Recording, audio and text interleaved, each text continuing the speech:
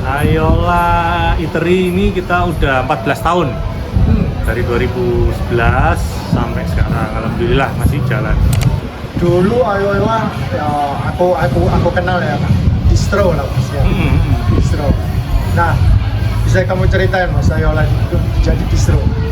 Kita jadikan Ayola itu juga selain tempat makan jadi tempat alternatif gitu. Terus juga kita sering bikin event musik gitu. Kita punya event reguler ya 2 sampai 3 bulan sekali, namanya Ayola. Rencana yang saat ini kamu bikin untuk selanjutnya?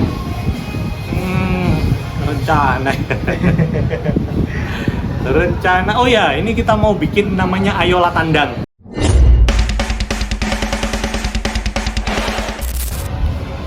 Selamat sore.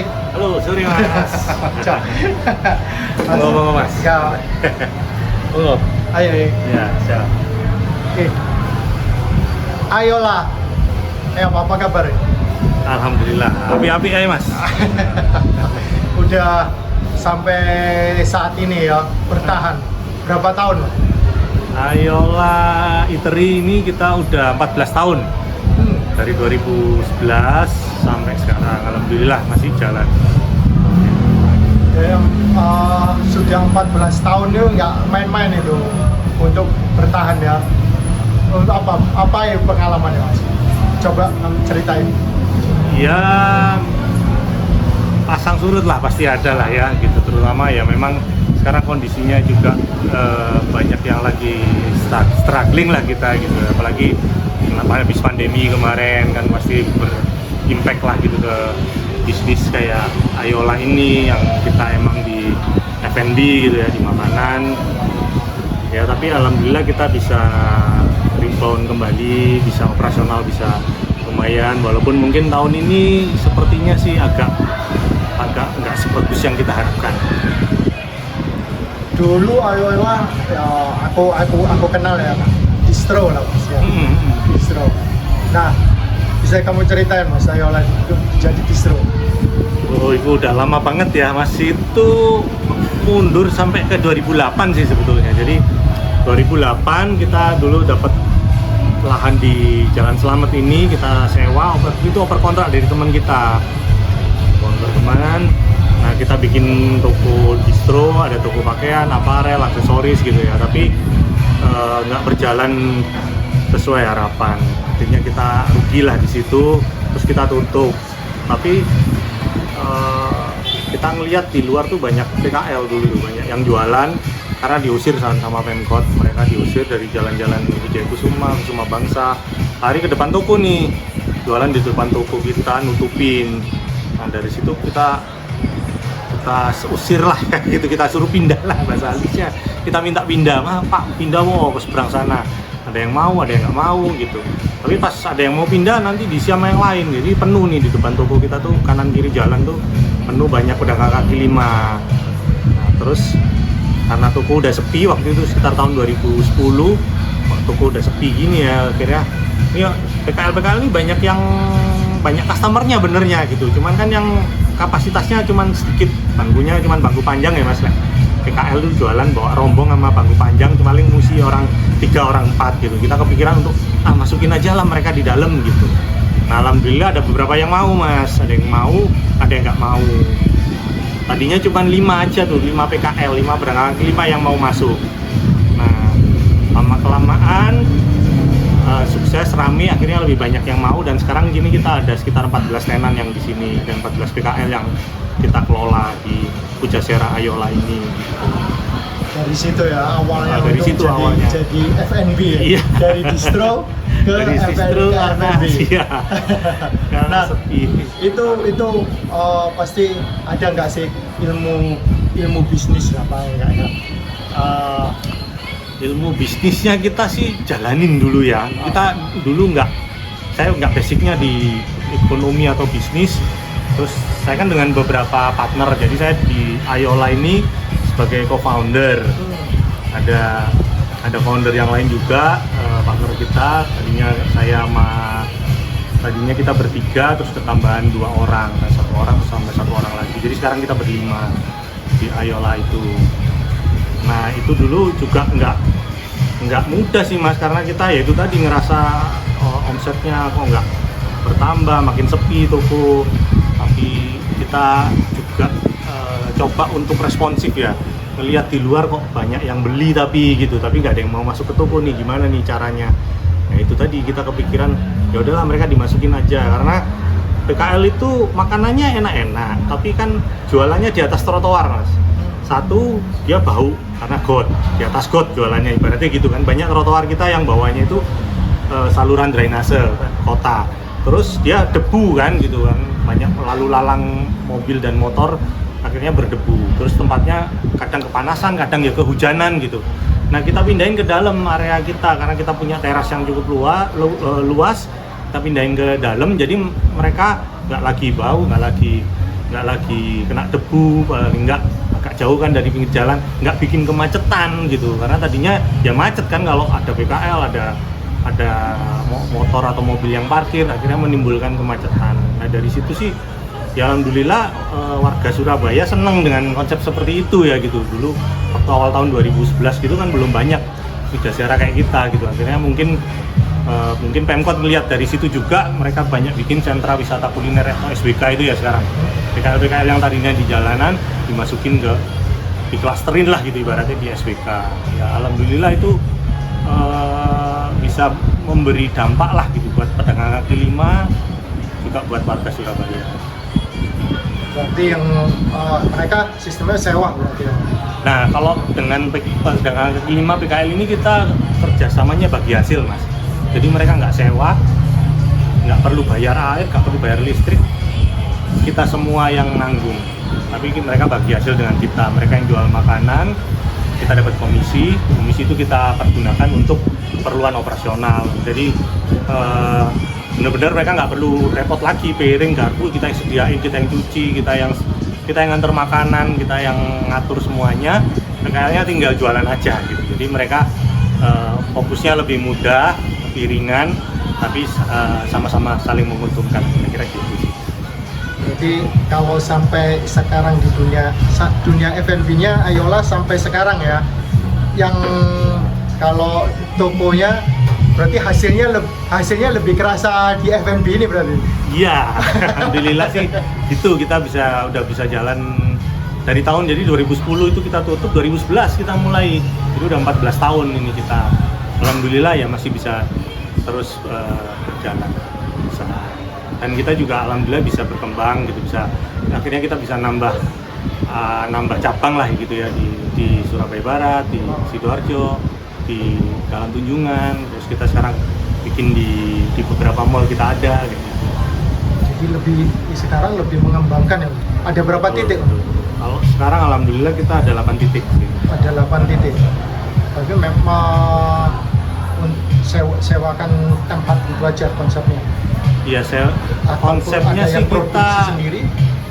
Konsep utamanya sih memang kita yang ngelola tempatnya gitu. Jadi kita bermitra sama PKL. Sekarang itu tadinya kan kita dikit tuh. Di sini kita 14 PKL, tapi kalau secara keseluruhan karena kami sekarang ada di Sidoarjo, di Mojokerto juga, kita sekarang sudah bermitra dengan lebih dari 90 PKL untuk saat ini.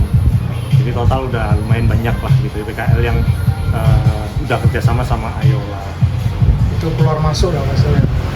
Iya, itu udah keluar masuk itu kurang lebih sampai sekarang udah. Kalau keluar masuk lebih mungkin. Kalau dihitung sama yang udah keluar atau yang nggak lanjut lagi kerjasama itu juga banyak sih. Apa sih kalau ada nggak kendalanya? Pasti ada kendalanya ya?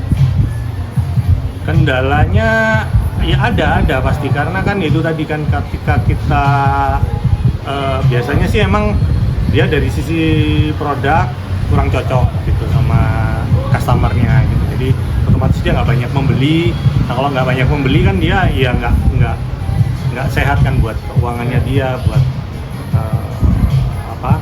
buat dapurnya gitu. Otomatis biasanya kita nggak lanjutkan kerjasamanya, biasanya kita ganti dengan tenan yang lain yang mungkin secara produk lebih bisa diterima sama customernya gitu. Gimana itu ngaturnya dari satu tenan terus ke tenan yang lain tuh produknya kalau sama gitu gimana diatur ya?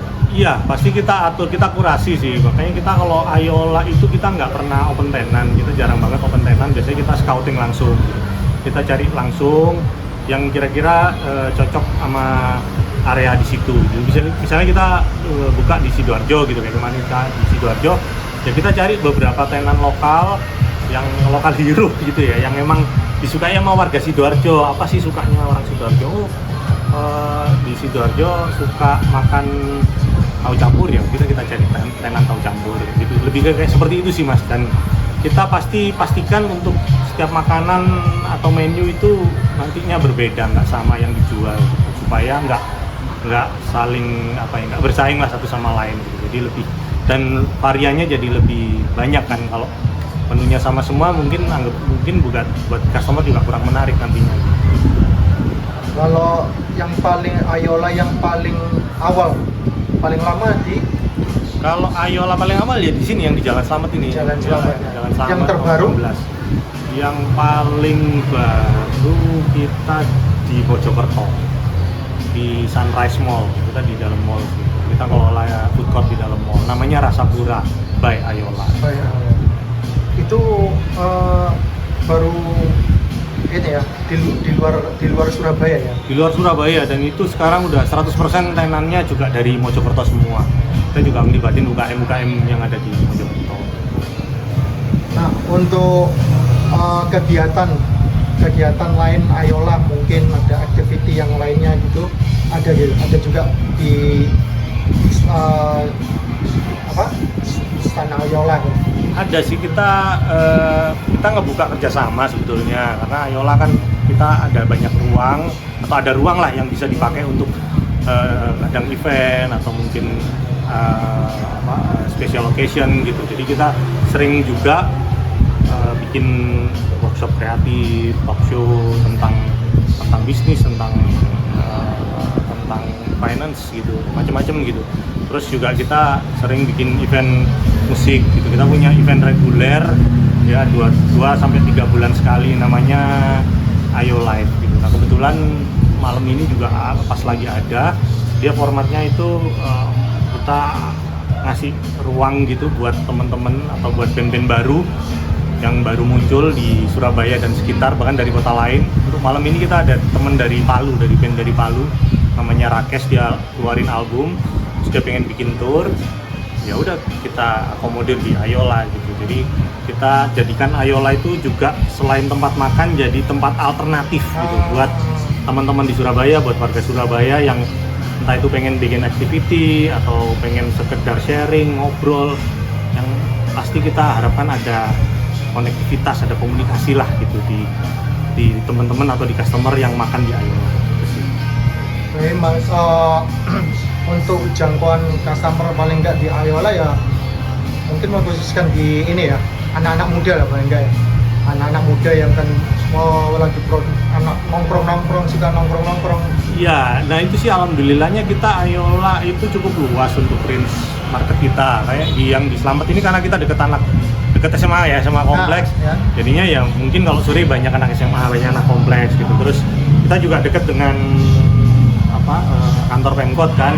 Jadi banyak pegawai kantor pemerintahan ataupun pegawai swasta gitu yang kadang makan siang di Ayola gitu. Terus kadang mereka bungkus dari Ayola kayak gitu. Jadi range-nya cukup luas sebetulnya, kita nggak spesifik ke situ, cuman karena biasanya kan karena kalau eventnya musik memang biasanya banyak disenenginnya sama yang muda-muda gitu sih. Jadi harapannya sih gitu, kita tetap bisa relate lah sama yang muda tadi gitu. Mas Jo, dari 14 tahun ya?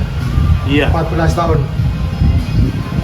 Rencana yang saat ini kamu bikin untuk selanjutnya? Rencana. Oh ya, ini kita mau bikin namanya Ayola Tandang. Ayola Tandang itu program kita keluar kota, keluar Surabaya. Nah, bulan depan itu kita mau ke Malang. Nah, nanti kita bikin kayak jadwal tim bola gitu ya. Kita mau away day gitu, mau keluar dari Surabaya. Harapannya sih bisa ke kota lain juga, kayak ke Jogja, ke Solo. Nah, di sana kita ngapain? Kita jualan. Kita bawa pop up gerobak gitu, kita bawa booth pop up kita, terus kita jualan menu-menu otentiknya Ayola gitu. Jadi kan Ayola terkenalnya sama nasi cumi, terkenal sama batagor atau mie pitik. Nah itu yang kita bawa ke kota-kota di luar Surabaya. Bulan depan sih rencananya kita ke Malang. Kita di Malang bakalan 2 hari jualan, insya Allah di tanggal 7 dan tanggal 8 kalau nggak salah, 7 dan tanggal 8 Juni itu di daerah Soekarno-Hatta sana. Kita bakalan pop up dari pagi sampai habis sih gitu. Jadi itu sih mungkin program terdekat yang mau kita kerjain. Mas Jo, makasih banyak ya. Aku berkesempatan ngobrol-ngobrol dikit. Sama-sama, Ya. terima kasih banyak juga. Semuanya terrealisasi ya. Oke, siap, thank you. Halo, aku Bejo, co-founder dari Ayola Group. Ikuti dan saksikan terus Para TV, para terus parah, yeah.